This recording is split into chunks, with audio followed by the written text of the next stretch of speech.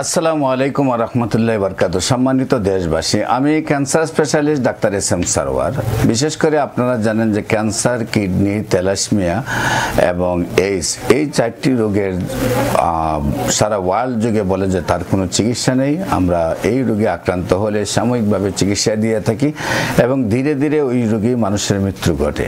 বিশেষ করে আমি বলবো যে কিডনিতে যখন আক্রান্ত হয় মানুষের সমস্ত শরীরে পানি চলে আসে, এমনকি ডাক্তাররা লিমিটেড খাবার খাইতে দেন এবং তাদের শারীরিক অবস্থা এমন হয়ে যায় যে তারা পৃথিবীতে বেঁচে থাকা কঠিন হয়ে যায়। প্রস্রাব কম হয়, সমস্ত শরীর ফুলে যায়, ঘুম কম হয়, প্রেসার বেড়ে যায় এবং শরীর খুব বেশি দুর্বল হয়ে যায়, শরীরে জ্বর থাকে ইত্যাদি ইত্যাদি সমস্যায় ভোগেন।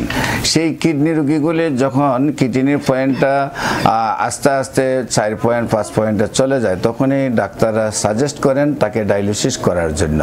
আর ডায়ালিসিস তো স্থায়ী সমাধান নয়, কোনো ডায়ালিসিস করে কোনো রোগীর স্থায়ীভাবে সমাধান হচ্ছে না এবং লক্ষ লক্ষ টাকা চলে যাচ্ছে। বিশেষ করে আমি বলবো সেই কিডনির রোগীগুলি যত বেশি হোক না কেন, একদম আপনাদের সবার পরিচিত ব্যারিস্টার সুমন সাহেবের চাচি অ্যাডভোকেট তুহিনের আম্মা, সোনারঘাট বাগবাড়ি ব্যারিস্টার সুমন সাহেবের বাড়ির পিছনের বাড়ি, হান্নান মিয়া সাহেবের ওয়াইফ, ওনার ক্যান্সারও হয় এবং কিডনিতেও সমস্যা হয়। কিডনির পয়েন্ট চলে যায় 30 পয়েন্টে, যেখানে 10 পয়েন্ট হলে সমস্ত কিডনিকে আমরা ড্যামেজ ধরি এবং 5 পয়েন্ট হলে আমরা তাকে ডায়ালিসিস করার সাজেস্ট করি। সেখানে তার কিডনির পয়েন্ট চলে যায় 30-এ এবং ডাক্তাররা বলেন যে আপনার আর চিকিৎসা নেই, আপনাকে রোগীকে বাড়িতে নিয়ে যান এবং যা খাওয়াইবার খাওয়ান, সে অল্প দিনের মধ্যে মারা যাবে।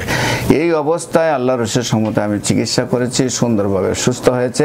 কিডনির রোগী যারা কিডনির পয়েন্ট অনেক বেড়ে যায় তাদের স্থায়ীভাবে সমাধানের জন্য একমাত্র ঔষধ হলো হোমিওপ্যাথিক ওষুধ, স্থায়ীভাবে সমাধান চলে আসে। বিশেষ করে আমি cancer specialist doctor S M Sarwar, 14 Purana Paltan, Darussalam market, লিফটের 6, শনি রবি সোম এবং মঙ্গল বুধ বৃহস্পতি হবিগঞ্জ শ্মশানঘাটে রুগী দেখি।